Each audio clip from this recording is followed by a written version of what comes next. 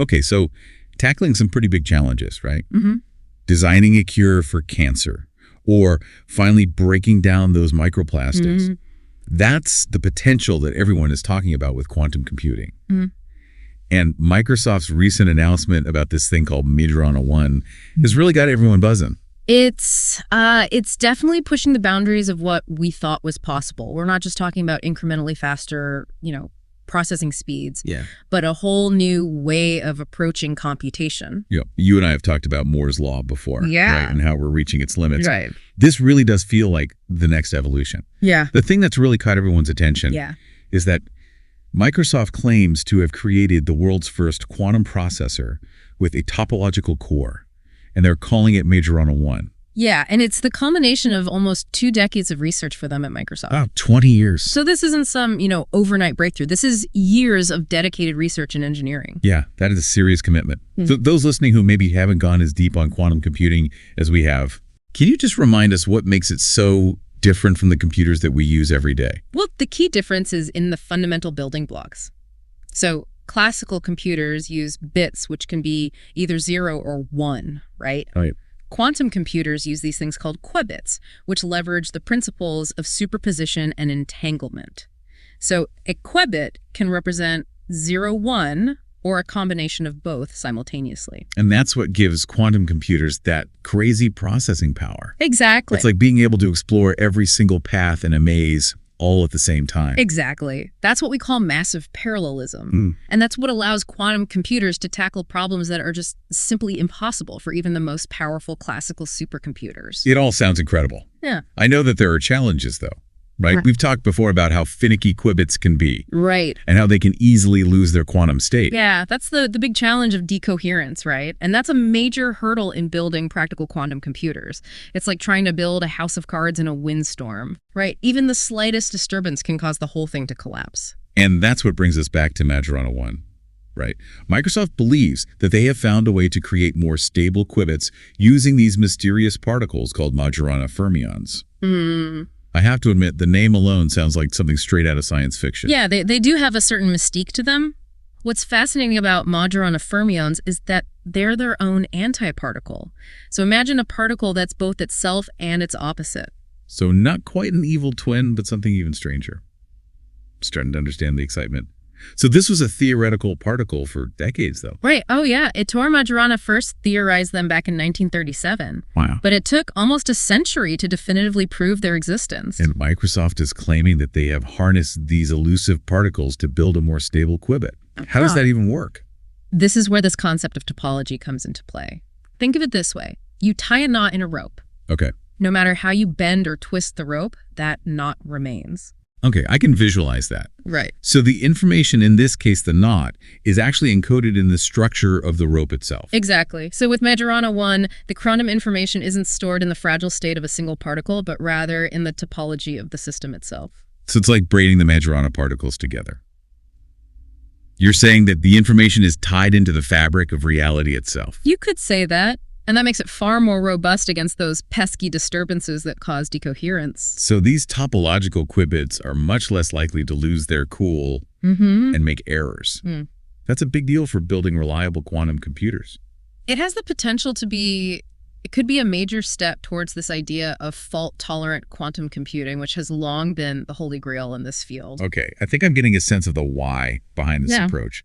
But how did they actually build this Majorana 1 chip? What kind of wizardry are we talking about here? It's really a feat of nanotechnology and material science. They've meticulously engineered these nanowires, made from a combination of indium arsenide, which is a semiconductor, and aluminum, which is a superconductor. So it's not just about the materials themselves, but the way they're structured at the atomic level. Precisely.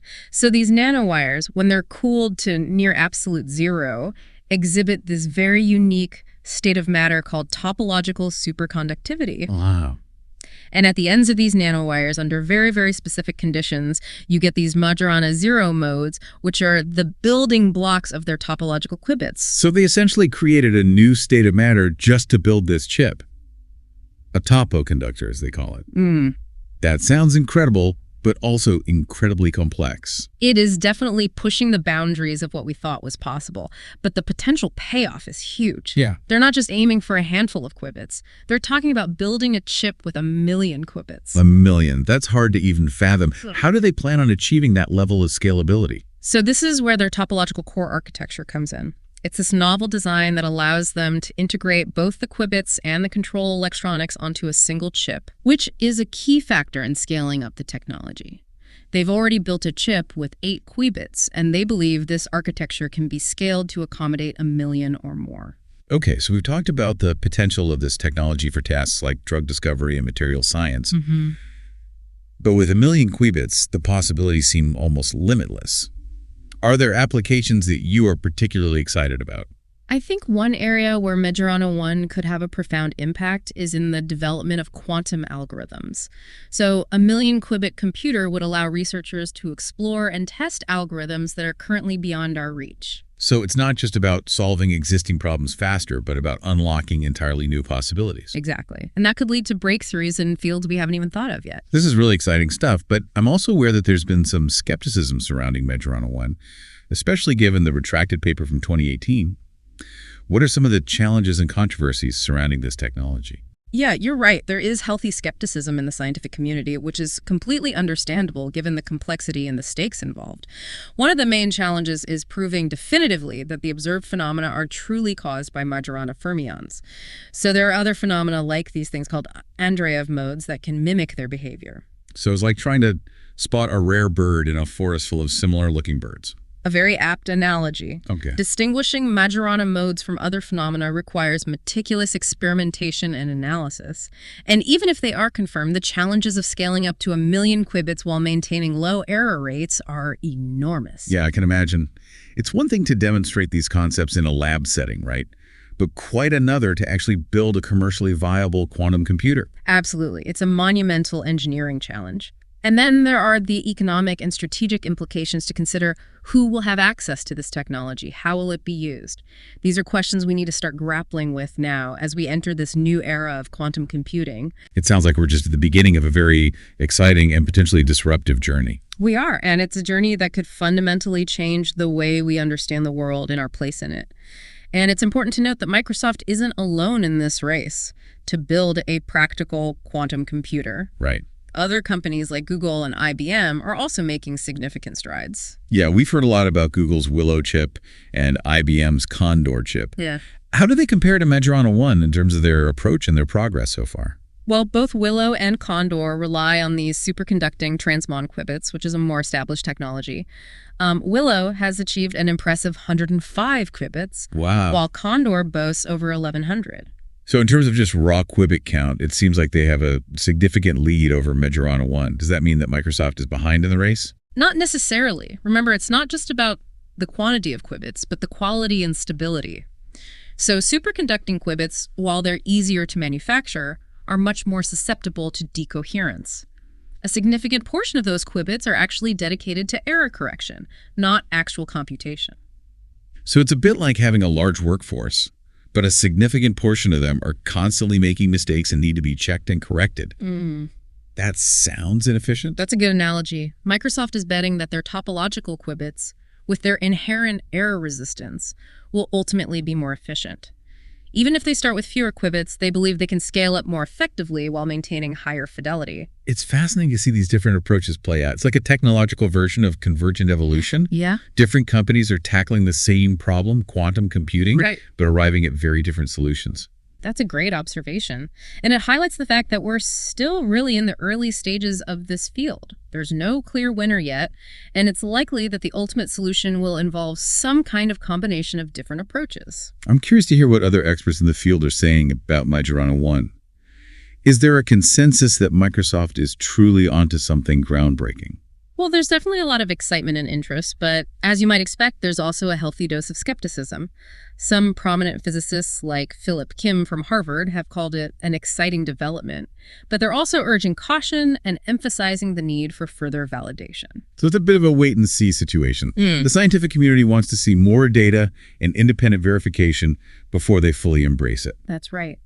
Remember, Microsoft had that setback in 2018 when they had to retract a paper claiming to have observed Majorana fermions. Right. That incident, while unfortunate, has made the scientific community more cautious about accepting these claims without rigorous scrutiny. So there are some parallels to the early days of cold fusion, where initial excitement and hype were followed by disappointment and skepticism when the claims couldn't be replicated.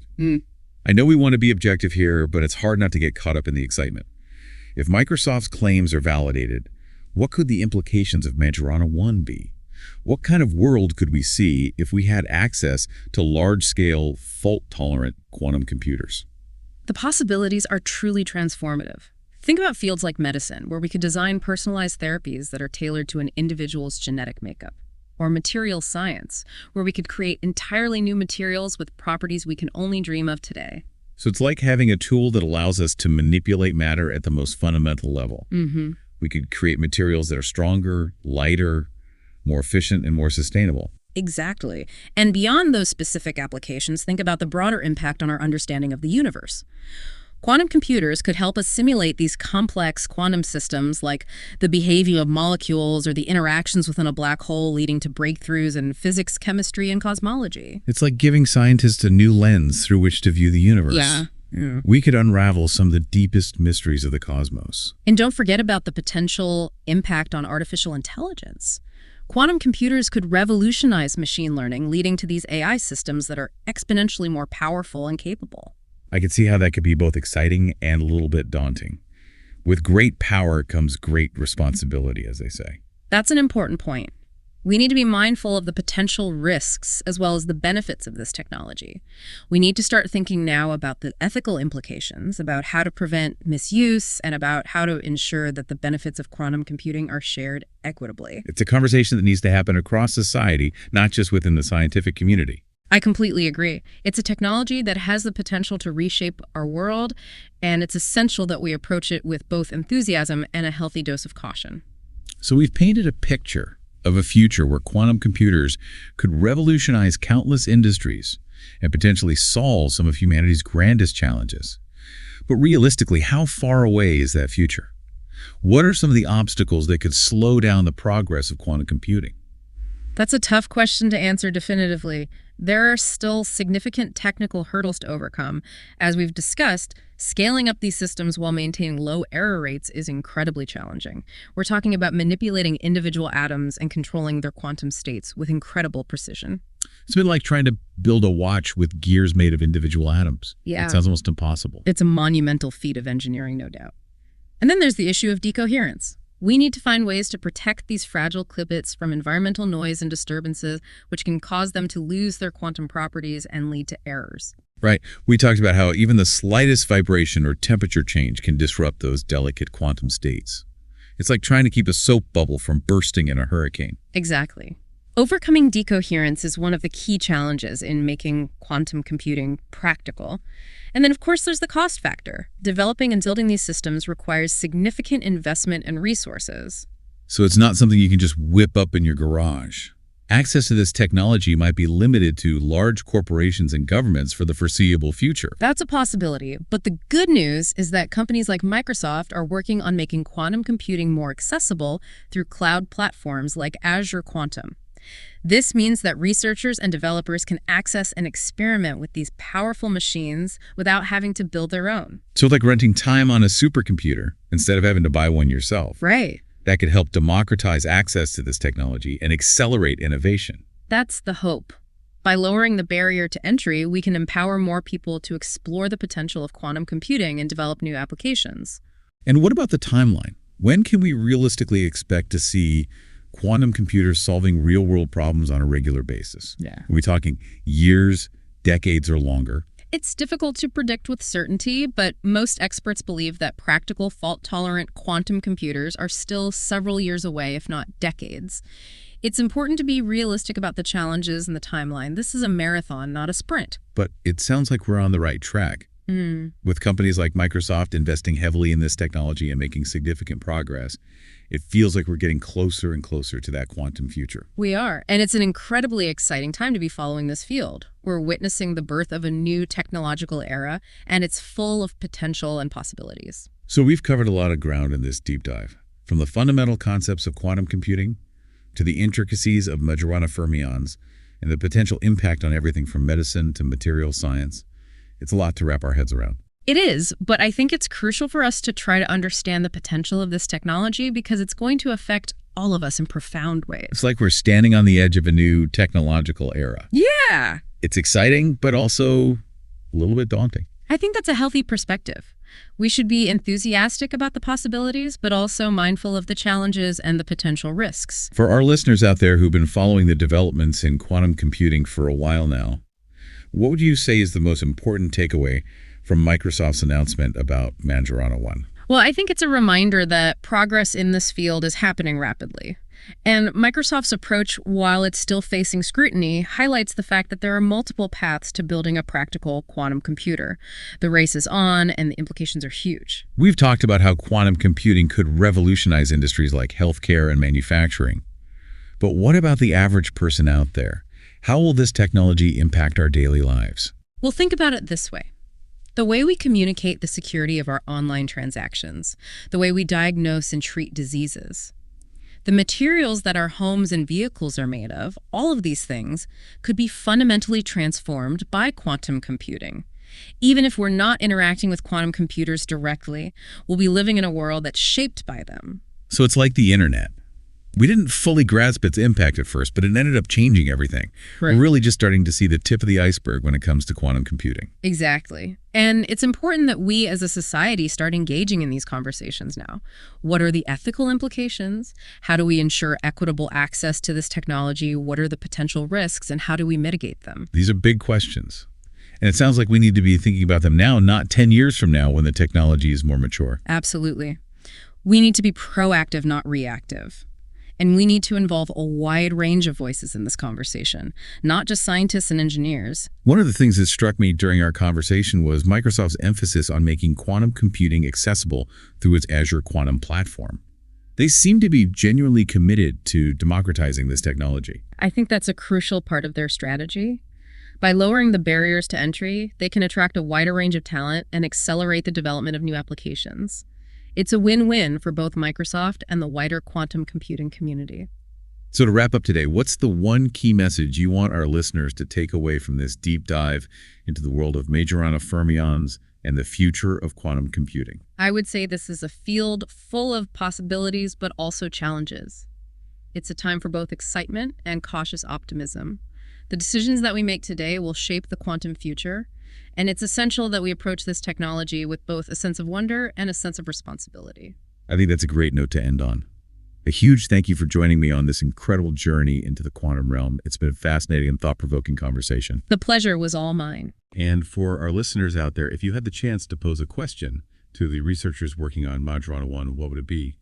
Let us know in the comments, and we might just try to get an answer for you in a future episode. Until then, stay curious.